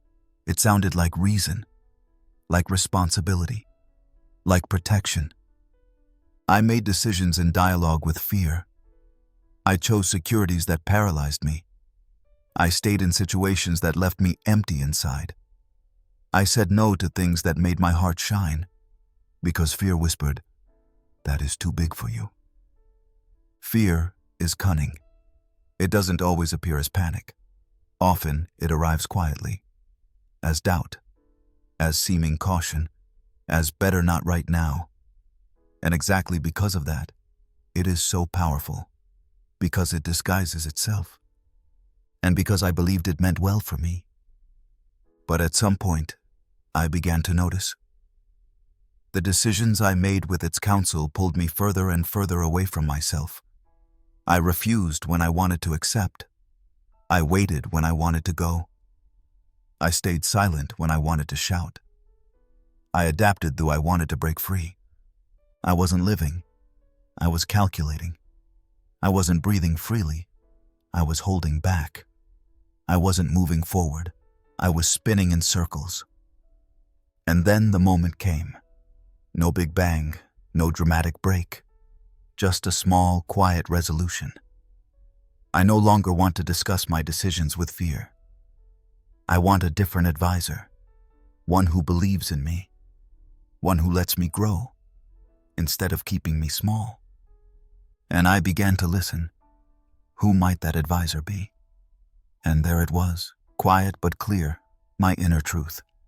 It said things like, "You are ready, even when you don't feel it. Choose what makes you feel alive, not what calms you. Your courage only becomes visible when you use it. It's okay to be afraid, but it no longer has a seat at the decision table." And I began to test my decisions. Do I make them out of trust or out of fear? Do I act from clarity or from escape? Do I follow my inner calling or only my inner trembling? It was a radical shift. Not because I suddenly had no fear, but because I no longer saw it as my boss. I saw it as what it is, a part of me but not my leader. I stopped putting it at the center. I listened to it, then listened deeper. Where my will lives, my longing, my knowing that I am meant for more than repetitive loops. The first big decision I made without fear was uncomfortable. I said yes to something important to me, and my entire body trembled. Fear raged, painted scenarios. Yet I stayed. I went forward, and nothing terrible happened. On the contrary, I felt more alive than ever. Since then, I practice, again and again, making decisions without fear, not against it, but without it as the yardstick. Today, I no longer ask, what could go wrong? But what could come to life? I don't ask, how do I avoid pain? But what is so important to me that I am willing to bear the pain? Because that is courage, not the absence of fear, but the decision not to give it the final say. I have realized, when I shape my life around what doesn't scare me, it becomes narrow, flat, predictable. But when I begin to make decisions out of love, for myself, my values, my path, then my life grows beyond me, and it changes everything. Today I say yes to projects bigger than my self-image. I say no to encounters that feel constricting, even if my mind says, be polite. I travel without a plan. I speak up even when my voice trembles. I experiment, even if I don't know if it works. And you know what? Many things don't work out. Some things hurt. Some things confuse. But I remain true to myself. And that matters more than any applause. Fear has not disappeared. It still comes, whispers, warns, sometimes screams. But I tell it, thank you for being here. I know you want to protect me. But today, I decide differently. Today I decide for me. And then I breathe, and I go. Sometimes slowly, sometimes uncertainly. But I go. Because decisions born of fear rarely bring freedom. They bring repetition, control, narrowness. But decisions born of trust bring growth, depth, space, life. I wish for you that you no longer discuss your life choices with your fear, that you find the courage to listen to it, but not to follow it, that you know you are not wrong for hesitating, but you are not obligated to stay where you no longer want to be. Speak with your joy, with your longing, with your heartbeat. Speak with the version of you that loves you. And then, make your decision. And if you tremble, go anyway. Because your path does not belong to fear. It belongs to you. Chapter 15. Relationships that broke when I showed myself. There is a truth that almost no one talks about. Not every change in you is celebrated. Not every applause is sincere. And not every connection survives your awakening. I believe that genuine relationships grow when you open up. That closeness emerges when you are honest. That when you finally stop playing a role, you are loved more deeply. But then I became honest. I stopped always being nice. I stopped always agreeing. I stopped fulfilling expectations that were not mine. I became clearer, more direct, and yes, more vulnerable. And suddenly things began to break. People who had known me for years looked at me as if I were a stranger. Conversations that were once easy became heavy. Familiarity gave way to uncertainty. And where there had been connection, there was suddenly distance. At first I thought, I am doing something wrong. Maybe I'm too demanding, too intense. Maybe I am exaggerating. Perhaps I should backtrack. But then I realized, I am not wrong. I simply am no longer the same. I had started to take myself seriously. My needs, my boundaries, my truth. And that shook the balance we had unconsciously built, a balance that relied on my adaptation. In some relationships, I was the one who always listened, but never spoke. The one who held back to give room. The one who was understanding even when it harmed me. I was convenient, practical, functional, and loved for exactly that. But I could no longer play that role. I no longer wanted to be available when I was exhausted. I didn't want to stay silent when something inside me screamed. I didn't want to lie to keep harmony, and that came at a price. I lost people who meant a lot to me, people with whom I shared memories, laughter, shared paths. And yet, when I showed myself, they could not bear it. Not my clarity, not my vulnerability, not my no. That hurt, deeply, like a separation from a part of my past. I asked myself, was it worth it? Was my truth so important that I had to lose all that? The answer came softly, but clearly. Yes. Because if a relationship only endures when you deny yourself, then it isn't a real relationship. It's a contract, an arrangement, not genuine companionship, but a system that only works when you bend yourself. I began to see all the little compromises I had made over the years to be loved, the things I had swallowed, the harmless comments I had ignored, the disappointments I had downplayed. And I asked myself, why? Why had I believed I had to make myself smaller to find a place in someone else's life? The answer was simple. Because I didn't know any better. Because I thought love was something you earned. Through good behavior. Through conformity. Through silence. But then I learned. True love does not need a mask. It does not want a perfect you. It wants the real you. Even if that is uncomfortable. Even if it sometimes hurts. Even if it changes. And some people, no matter how much you love them, are not ready to see you grow. Not because they are evil, but because your growth reminds them of what they themselves have repressed. Your light can become a threat to someone who doesn't want to see their own darkness. Your clarity can be uncomfortable for someone who prefers to live in confusion. Your courage to be honest can provoke, not because you are wrong, but because you speak truths that others do not want to hear.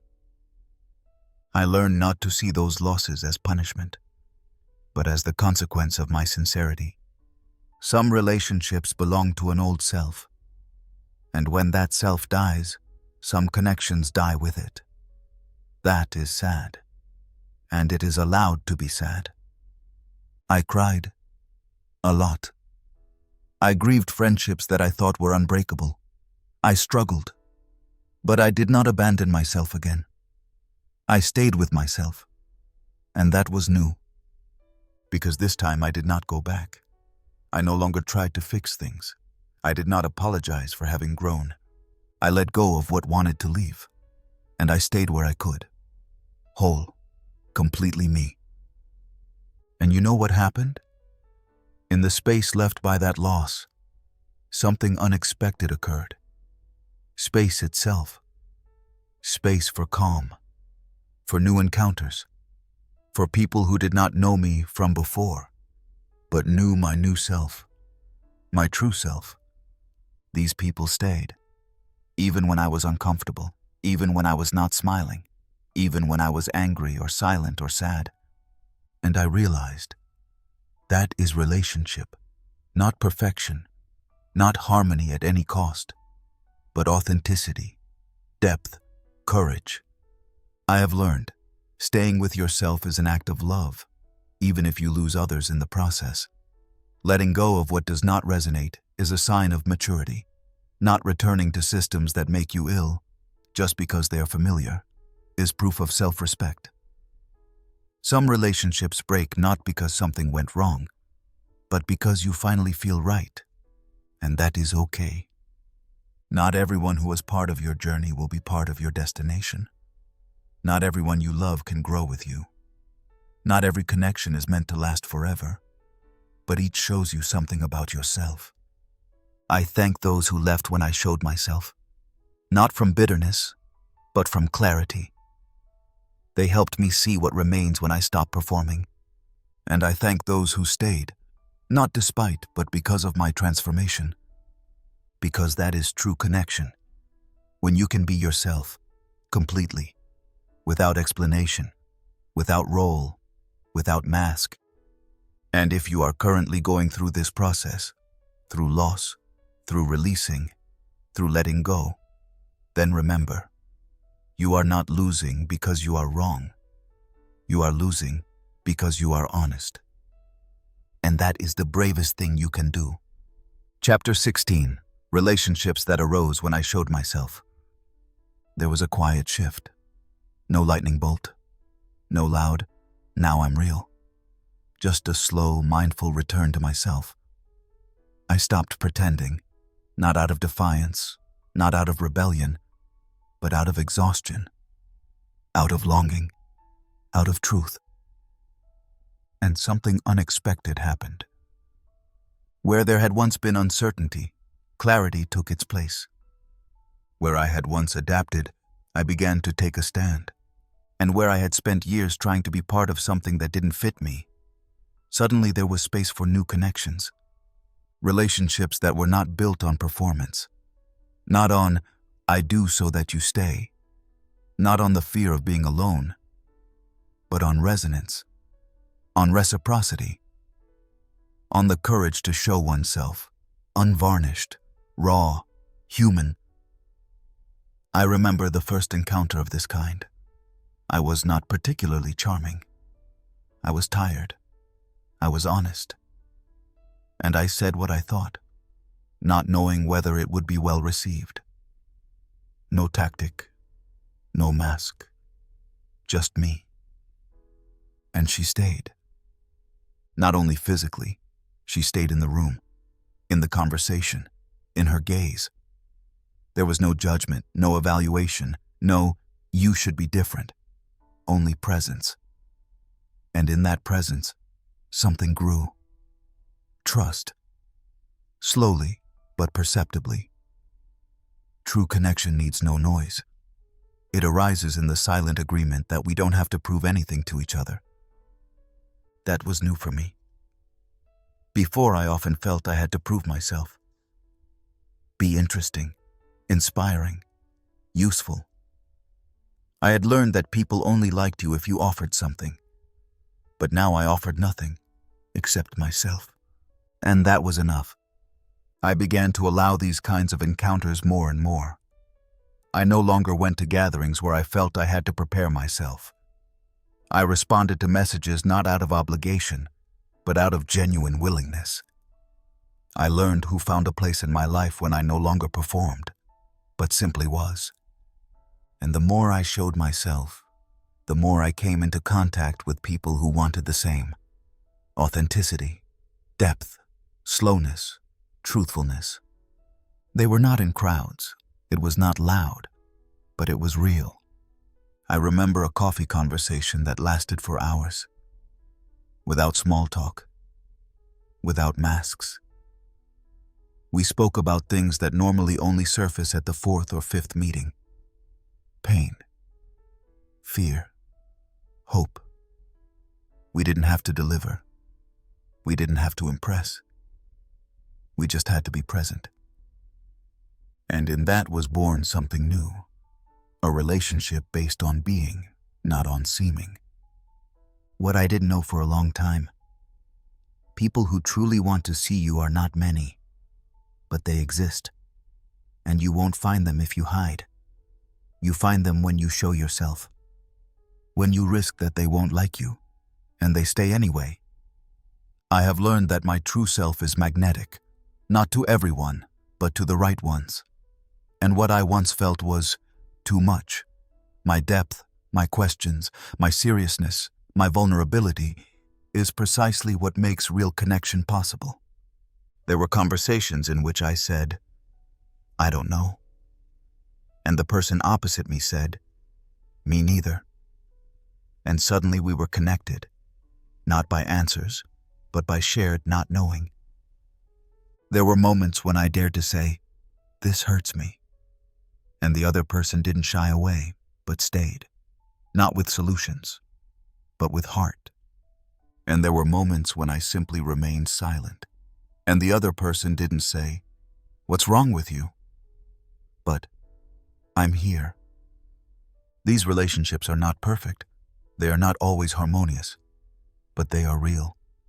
And that is more precious than any ideal. I learned to show myself in my imperfection and be accepted, not because I had everything under control, but because I was honest. And I realized what I had hidden the most was what others yearned for the most: authenticity, humanity, vulnerability. Earlier, I thought I had to be strong to be loved. Today, I know I am loved when I am real, even in my weakness, even in my doubt, even in my chaos. I learned to recognize others, not by what they say, but by how they handle my truth. The right ones do not applaud when you shine. They catch you when you fall. They do not only listen when you tell stories, they hear your silence. They do not only come when you need them, they stay when you don't fully understand yourself yet. These relationships are delicate. They need tending, attention, patience, but they are resilient. They grow with you, they grow through you, and you through them. When you show yourself, truly show yourself, you risk a lot. Rejection, misunderstanding, silence. But you also gain something that no applause in the world can replace: encounter, depth, authenticity. Today, I measure the quality of my relationships not by shared interests, but by shared truthfulness. Who am I with you? Must I make myself smaller? Or is it safe for me to grow? Must I adapt? Or may I breathe? Must I function? Or may I simply be?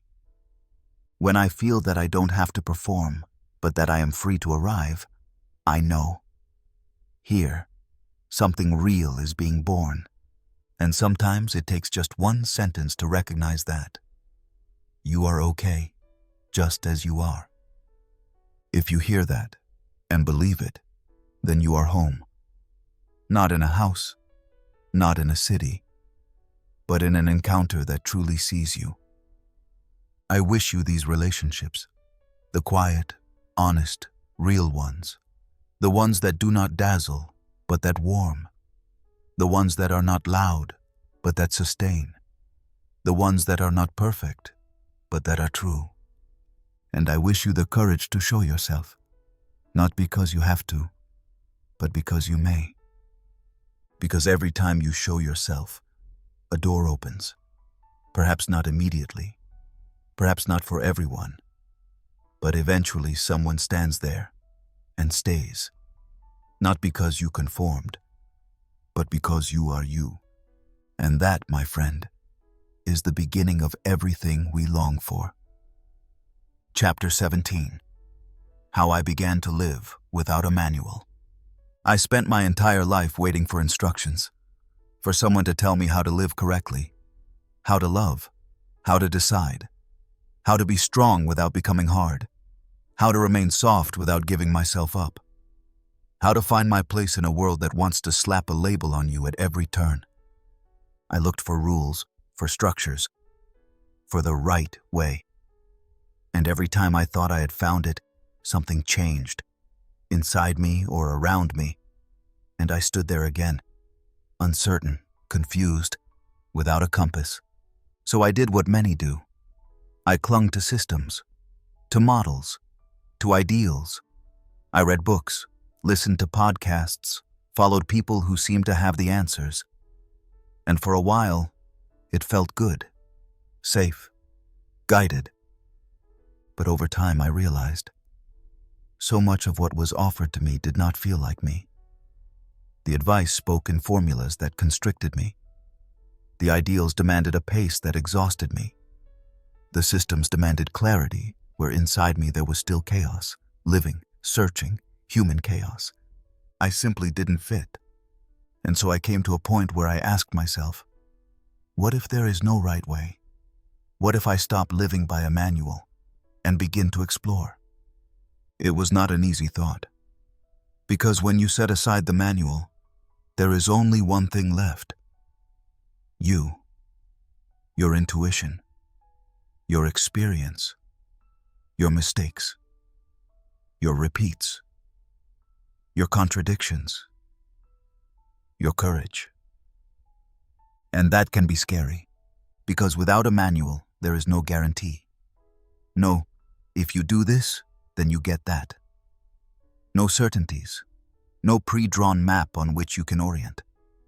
You must learn to navigate by sight, with an open heart and open hands. I remember the moment when I consciously said, I don't know how to do this, but I will do it anyway. It was a decision that went against all advice, against all logical arguments, but it was clear inside me, and it led me to a place I would never have reached if I had continued living by the F pattern. That was the beginning. I stopped orienting my life externally. I stopped taking other people's opinions as my standard. I began to experiment, to fail, to learn, and above all, to trust. I began to question the word right. Right for whom? For which life? For which self? For which worldview? And I allowed myself to do things that made no sense, but felt true.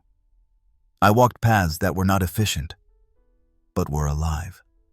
I let go of people even though they were good for me, but made my soul feel constricted. I realized, to live without a manual does not mean to be aimless. It means to orient yourself by your innermost being, instead of by other people's rules. It means making decisions not out of fear, but out of connection. It means allowing yourself to make mistakes, not as failure, but as part of the process. And it means pausing again and again to ask, am I still with myself? Or am I just running after a picture that isn't mine? I began to listen to life as you would listen to an old friend, with curiosity, with respect, with willingness to be surprised. I stopped planning what I should feel. I felt and allowed myself to be led by it. And suddenly my life became broader, not easier, not smoother, but more real. It gained depth, color, movement. I learned that I do not have to know everything, that I do not have to be perfect, that I do not have to justify every decision, that I may turn back if a path suddenly feels wrong, that I may learn, even when I don't immediately understand. And that was a blessing, because I discovered myself, not as a concept, but as a living, breathing, changing human being, a person who does not have an answer for everything, but who is willing to search, a person who is not always strong, but willing to remain soft, a person who sometimes stumbles, but does not stop moving. To live without a manual means accepting yourself as the author of your story. It means that you write, even when you don't yet know the conclusion. It means that you begin chapters, even though you're not sure you can finish them. It means having enough courage to be imperfect, but wholly yourself. I learned to ask myself, what does life want from me today? Not, what do I have to do to be right, but what would make me feel alive today? And sometimes the answer was a step into the unknown. Sometimes it was a no that frightened me. Sometimes a yes that went against all expectations. But it was always honest. Today I live without a manual, not because I know everything, but because I have experienced enough to know. The only manual I need lies inside me, in my silence, in my movement, in my joy, in my honesty. I am not here to function perfectly. I am here to experience, to grow, to fall, to marvel. And when I look back, I see no straight path.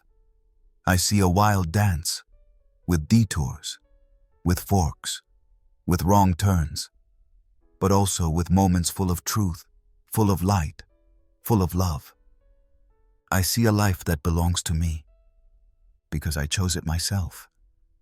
Chapter 18. Success began when I stopped chasing it. It sounds paradoxical, but it was exactly like this. The moment I stopped chasing success was the moment it came to me. Not all at once, not with fireworks, but gradually, quietly, truthfully. Like a guest who had stood outside for a long time, just waiting for me to open the door. Not out of calculation, but out of love. For a long time, I associated success with certain images: applause, recognition, status, security, achieving something that could be seen, counted, measured. And so I ran. For years, always after the next level, always with the feeling that there was still something I needed to do, prove, improve. I had goals, lists, plans. I analyzed, optimized, compared. I wanted to make it, and I achieved a great deal. Only one thing I did not do: be present with myself. Because the more I sought, the more I lost. My connection to my inner self, to my joy, to my truth. I functioned, but I did not live. I smiled, but I did not feel. I produced, but I was empty. And then, at some point, a moment came when I stopped. Not out of resignation, but out of exhaustion. I could no longer run. I no longer wanted to deliver. I asked myself, what's it all for if I lose myself in the process? So I let go. I stopped marketing myself. I stopped collecting likes for my soul. I stopped seeing life as a stage on which I had to constantly perform in order to be seen. I began to do things because they called to me, not because they were strategically sensible. I wrote, even though I didn't know if anyone would read it. I spoke my truth, even if it wasn't marketable. I worked in my own rhythm, not to the system's beat. I created space for pause, for uncertainty, for depth. And suddenly, what I never expected happened. Success came. Not because I chased it, but because I stopped trying to hold on to it. Because I stopped contorting myself to please it. Because I began to please myself instead. People listened to me. Because I no longer wanted to prove anything. Projects found me. Because I no longer had to control them. Money flowed, not in excess, but in honesty. Relationships grew deeper, because I was no longer investing in looking good, but in being real. I realized success is not a destination. Success is a state of being. A moment of alignment between who you are and what you do. And the more you become yourself, the more your life becomes an expression of what is truly meant for you. I have learned. The greatest success is waking up in the morning and not having to fight against yourself. Not having to play a role. Not having to put on a mask. Not having to fear that you are not enough. Success is when you can spend your time with people who don't try to correct you, but who celebrate you. even in your silence, in your contradictions, in your incompleteness.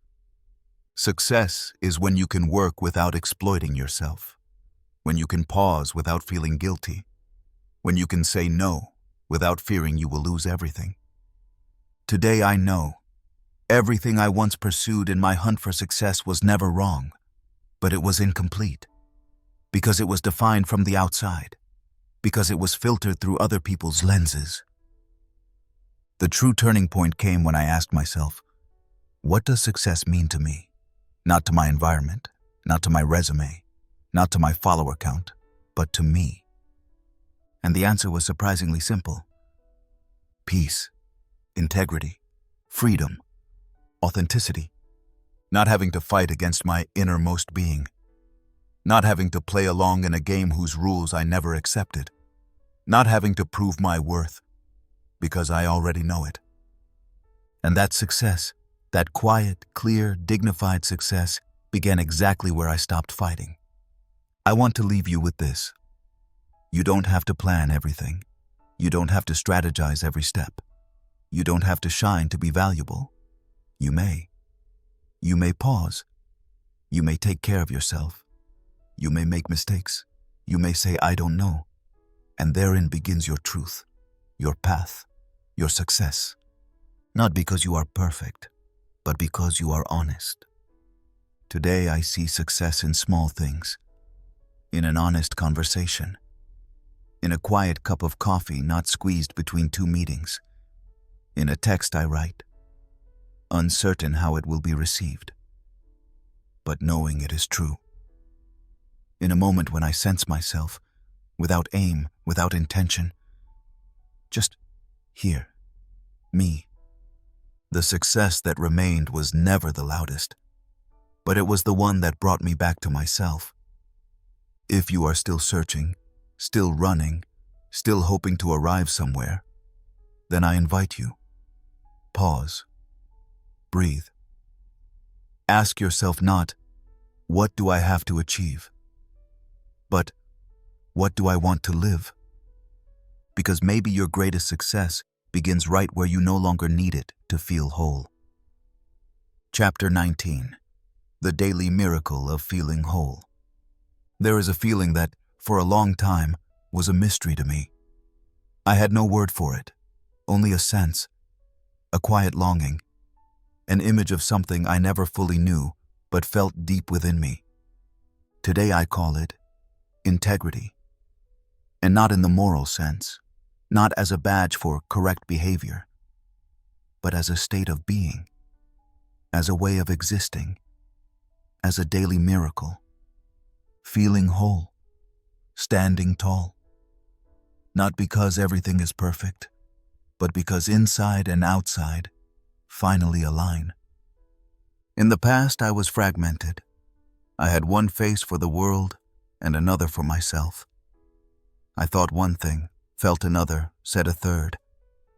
I was everywhere, except with myself. Always torn between what I wanted and what was reasonable, between duty and longing, between image and identity.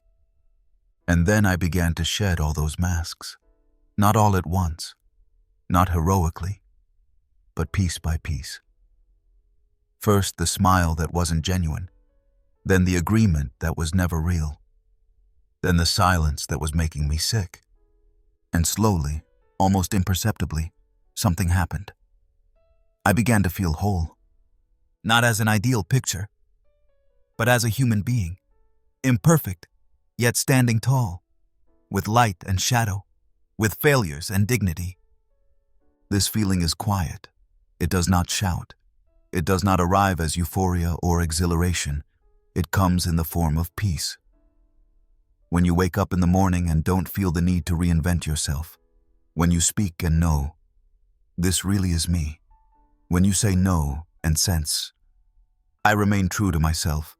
Integrity is not a destination you reach once and then possess. It is a daily choice, a practice, an inner compass that does not speak loudly, but is infallible.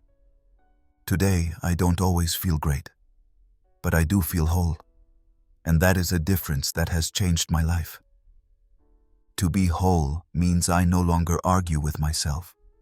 I don't have to sell anything to myself. I don't have to persuade myself. I trust myself, even when I doubt, even when I fall. It means I can show myself as I am, even in my uncertainty, that I make decisions that don't please everyone, but that feel right to me, that I can endure silence if it is real, rather than filling it with noise. And that is the daily miracle, not betraying yourself. I remember one day that was utterly unspectacular. No special occasion, no major decision. Yet I walked through that day with an inner honesty I had never known before. I spoke what I thought. I refused to be drawn into a conversation that didn't feel right. I told someone I loved that I needed time for myself, without fear of hurting them. I worked at my own pace, not pressured by others. I listened to my fatigue, and I laughed because I felt it, not because it was expected. At night I sat. No victory, no applause, just stillness. And in that stillness, me. That was the miracle. Not that I had done everything right, but that I had not lost myself. I began to understand. Feeling whole is not a state of perfection.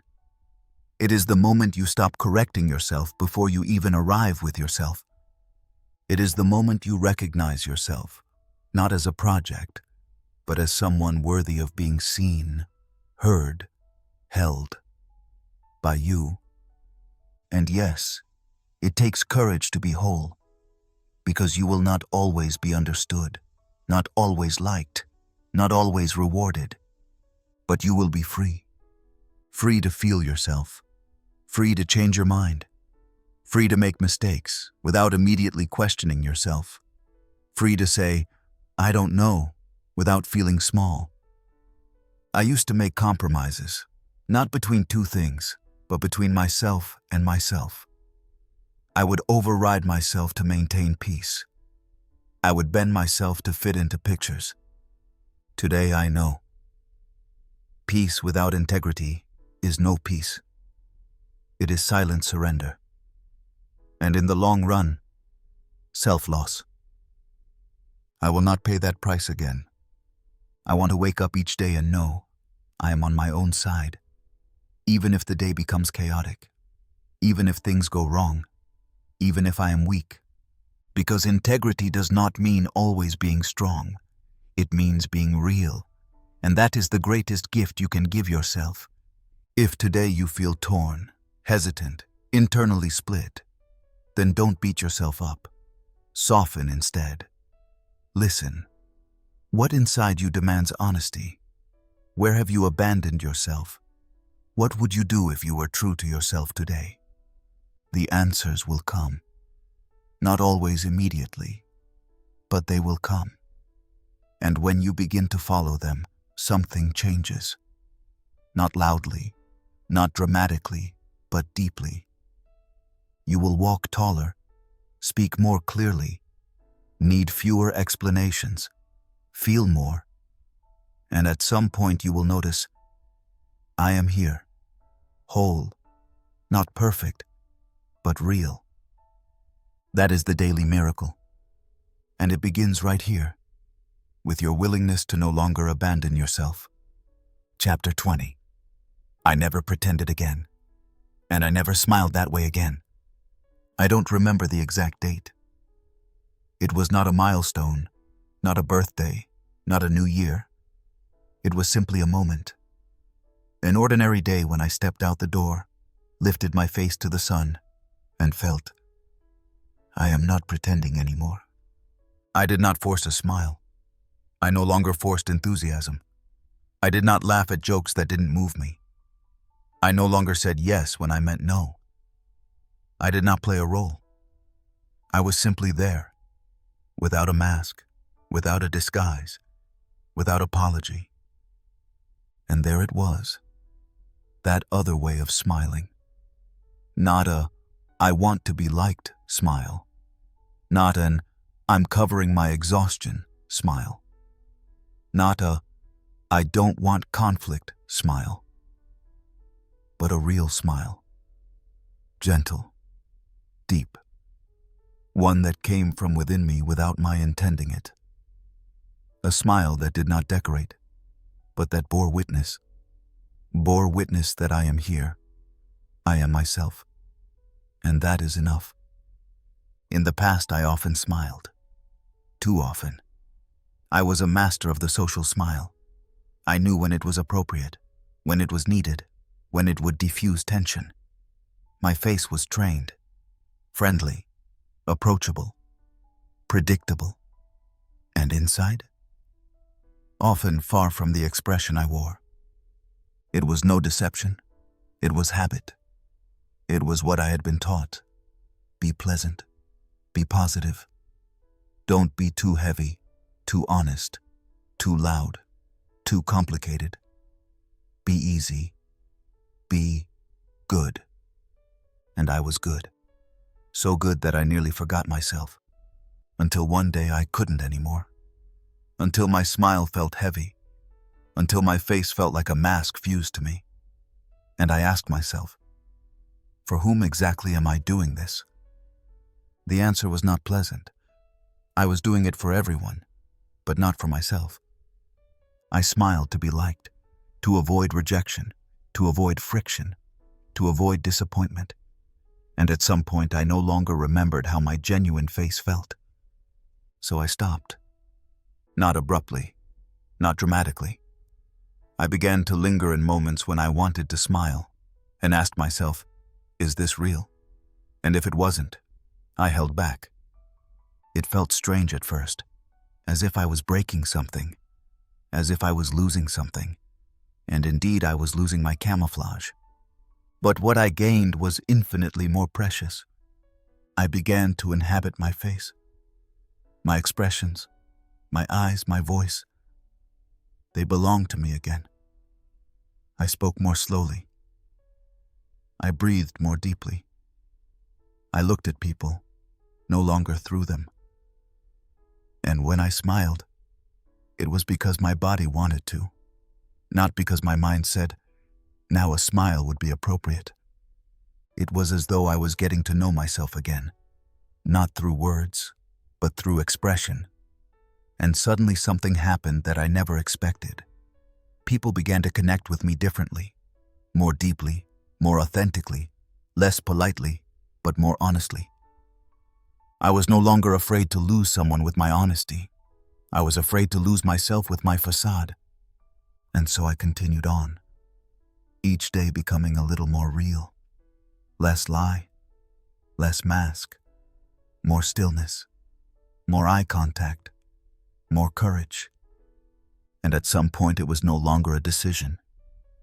It was my new normal. I did not pretend anymore. I said what I thought. I showed what I felt. I left when I needed to go.